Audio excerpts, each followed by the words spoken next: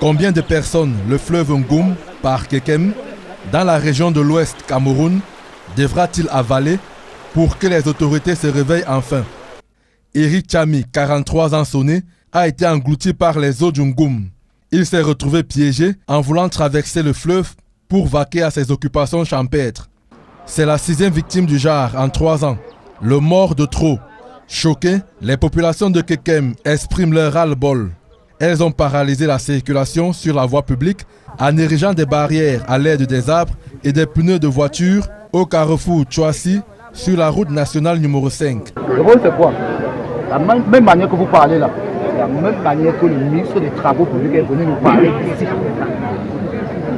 Le ministre des Travaux publics, je dis bien, à côté du fond, il est même monté sur les fers.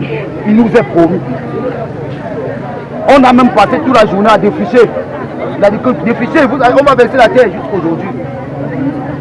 Je dis bien le ministre, M. Ndoumissi. Durant plusieurs heures, le trafic sur cet axe a été perturbé. Il a fallu que le sous-préfet de l'arrondissement de Kekem descende sur le terrain et use de tact et de diplomatie pour calmer les ardeurs des populations.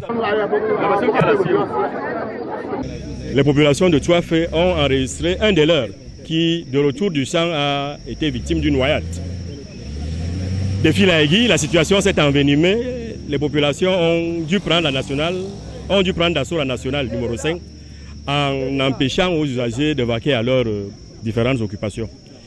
Il reste que le projet de construction d'un nouveau pont sur le fleuve Ngoum tient les populations riveraines à cœur. Il y a 3 ans, promesse leur avait été faite de construire cette infrastructure.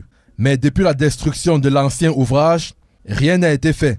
On peut encore apercevoir, abandonnés sur le site, les engins et le matériel mobilisés à l'époque pour les travaux. Depuis 3 années, élèves, cultivateurs, visiteurs et autres usagers sont obligés d'utiliser des pirogues pour traverser le fleuve à défaut de parcourir les 8 km de la voie de contournement. À la suite de cette énième noyade que les populations, dont, à notre réveil ce matin, avaient barricadé la voie, ils revendiquent la pose de la passerelle sur le pont. À l'issue du mouvement d'humeur qui a entraîné la paralysie de la circulation au niveau de Kekem, une réunion s'est tenue entre les riverains et les autorités administratives et municipales.